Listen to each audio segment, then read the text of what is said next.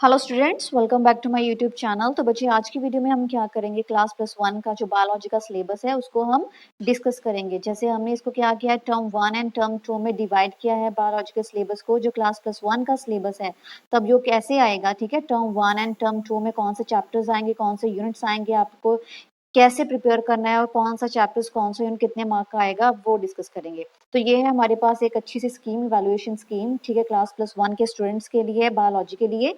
तो बच्चे हमारे पास जो क्या है, टर्म वन में कौन से चैप्टर्स आएंगे, टर्म टू में कौन से चैप्टर्स आएंगे। First of all let's discuss with the term one.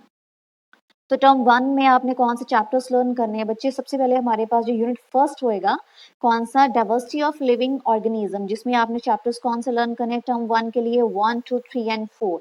और ये जो पहले चार जो चैप्टर्स है कितने मार्क के आएंगे, 15 मार्क में आएंगे।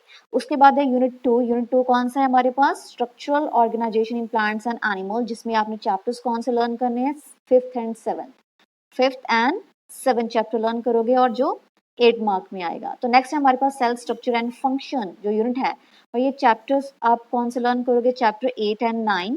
और ये कितने मार्क में आएगा, 12 मार्क में आएगा, ठीक है।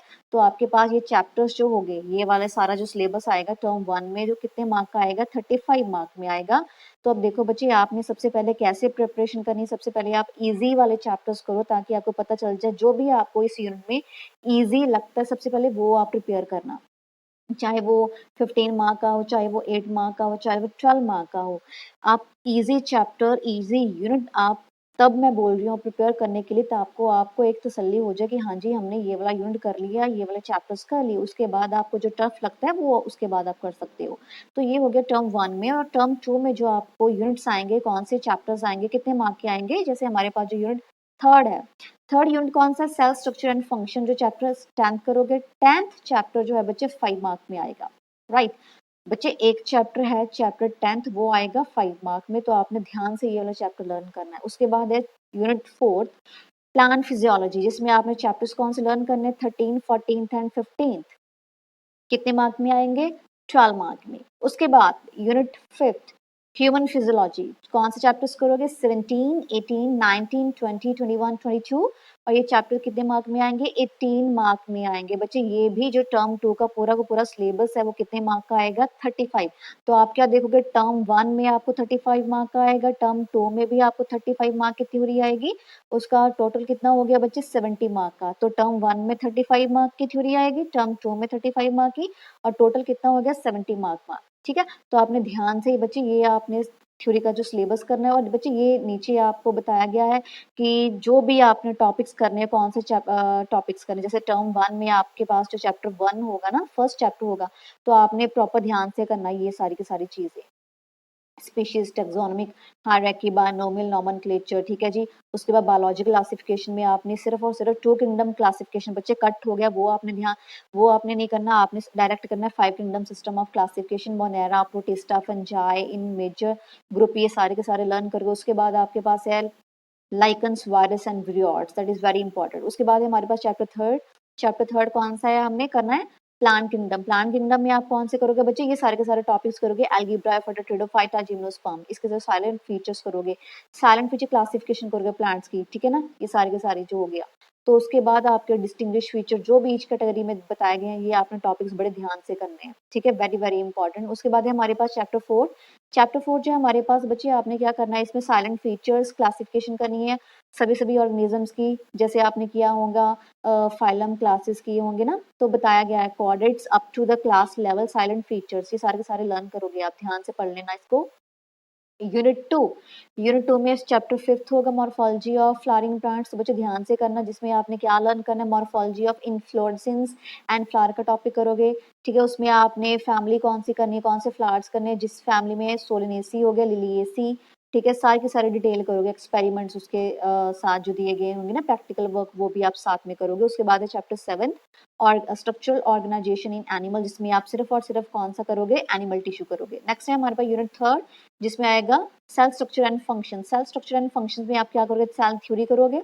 उसके बाद आप क्या करोगे, प्रोकैरियोटिक यूकैरियोटिक सेल्स करोगे, प्लांट सेल, एनिमल सेल करोगे, सेल इन्वेलप ठीक है, जिसको हम सेल मेम्ब्रेन, सेल वॉल, उसके बाद ऑर्गेनेलिस करोगे, जैसे एंडोप्लाज्म रेटिकुलम हो गया, गोल्गी एपरेटस हो गया, lysosome, vacuoles, mitochondria, ribosome, plastids, microbodies, cytoskeleton में cilia, flagella, centrioles and nucleus करोगे। बच्चे ये टॉपिक मैं बोल रही हूँ ताकि आपको पता चल सके, ठीक है। उसके बाद बायोमोलिक्यूल्स का चैप्टर, बायोमोलिक्यूल्स के चैप्टर में आप क्या करोगे, chemical constitute of the living cell, जिसमें biomolecular structure and functions of proteins का जो टॉपिक है that is very very important, ठीक है। उसके बाद है हमारे पास इस चैप्टर में बताया गया है कि हमने कार्बोहाइड्रेट्स वाला टॉपिक करना, लिपिड्स वाला, न्यूक्लिक एसिड वाला, एंजाइम्स करने हैं हमने ध्यान से, उसका एंजाइम एक्शन क्या है।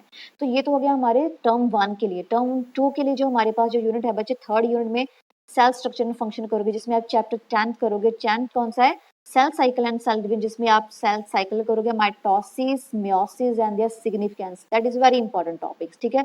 ज्यादा लॉन्ग टॉपिक नहीं है ये वाले। उसमें बाद है हमारे पास प्लांट फिजियोलॉजी। प्लांट फिजियोलॉजी में आप कौन से टॉपिक्स करोगे बच्चे, हमारे पास फोटोसिंथेसिस है, ठीक है, autotrophy, nutrition, site of photosynthesis, pigments involve in photosynthesis, photochemical, biosynthetic phases of photosynthesis, cyclic and non-cyclic photophosphorylation, chemo-osmotic hypothesis, photorespiration करोगे, C3 C4 pathway करोगे, and factor affecting फोटोसिंथेसिस करोगे। नेक्स्ट वन रेस्पिरेशन वाला जो chapter है, ठीक है, उसमें आपने कौन से टॉपिक्स करने हैं, जैसे मोस्ट इंपॉर्टेंट ग्लाइकोलिसिस का टॉपिक बच्चे बहुत आता है ये वाला, टीसीएस साइकिल करोगे। उसके बाद इलेक्ट्रॉन ट्रांसपोर्ट सिस्टम है, एरोबिक वाला करोगे, ठीक है। उसके बाद है रिलेशंस, एनर्जी रिलेशन, जिसमें number of ATP molecule generate कितने हो रहे हैं, एम्फीबॉली पाथवे करोगे, एंड रेस्पिरेटरी क्वेश्चन करोगे। ये बच्चे ये जो एम्फी बॉली पाथवे रेस्पिरेटरी क्वेश्चन है ज्यादा लॉन्ग मार्क में नहीं आते, तो इन जो दो चैप्टर्स हैं ये 13 14 में आपने इस चैप्टर्स में बच्चे आपने पूरे साइकिल में ध्यान देना है, ठीक है, as well as theory.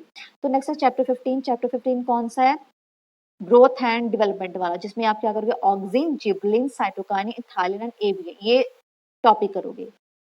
Next है ह्यूमन फिजियोलॉजी। ह्यूमन फिजियोलॉजी में आपने करना है breathing and exchange of gases, जिसमें आप क्या करोगे, respiratory system in humans, mechanism of breathing in regulation in humans and exchange of gases, transport of gases करोगे, रेस्पिरेशन वाला सारा, रेस्पिरेटरी वॉल्यूम डिसऑर्डर करोगे।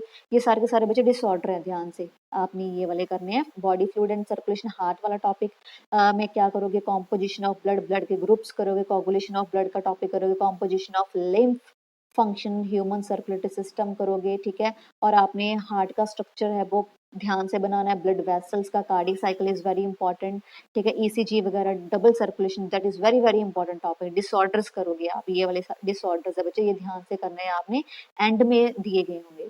उसके बाद हमारे पास excretory products and their elimination, इसमें आप क्या करोगे, एक्सक्रीशन वाला टॉपिक करोगे, जिसमें आप मोनिटोलिज्म, यूरोटालिज्म, यूरिकोटालिज्म, बच्चे स्टार्टिंग में ये डेफिनेशंस आएंगे, that is very very important. उसके बाद आप क्या करोगे, urine formation, osmoregulation, regulation of kidney function, renin, angiotensin, arterial, ठीक है, natriuretic factor and ADH, diabetes, insipidus and role of other organs in the excretion and disorder करोगे बच्चे, ये वाले ये ध्यान से आप टॉपिक्स करोगे। उसके बाद लोकोमोशन एंड मूवमेंट में skeletal muscles, contractile proteins and muscle contraction वाले टॉपिक करोगे। नेक्स्ट वन है chapter 21 neural control and coordination में आप क्या करोगे, न्यूरॉन एंड नर्व्स के बारे में पढ़ोगे, सेंट्रल नर्वस सिस्टम के बारे में पढ़ोगे, पेरिफेरल नर्वस सिस्टम के बारे में पढ़ोगे, विसुअल नर्वस सिस्टम के बारे में पढ़ोगे, generation and conduction of nerve impulses के बारे में पढ़ोगे। नेक्स्ट है केमिकल कोऑर्डिनेशन एंड इंटीग्रेशन, इसमें बच्चे आप क्या करोगे, एंडोक्राइन ग्लैंड्स है इसमें, ठीक है, जिसमें आप ये वाली सारी चीजें करोगे, ये सारे के सारे ग्लैंड्स पढ़ोगे आप, ठीक है। उसके बाद डिसऑर्डर्स है बच्चे, डिसीजेज है वो करोगे बच्चे। ये तो हो गया हमारे पास टर्म 1 एंड टर्म 2 का जो सिलेबस है बच्चे, और आपने टर्म के अकॉर्डिंगली सिलेबस कंप्लीट करना है, टर्म के अकॉर्डिंगली आपने चैप्टर्स लर्न करने हैं। तो आप देख सकते हो कि किस चैप्टर में कितने मार्क का टॉपिक आएगा, क्वेश्चन आएगा, तो आप उस अकॉर्डिंगली आप अपने आप को प्रिपेयर कर सकते हो बिफोर एग्जामिनेशन। Thank you.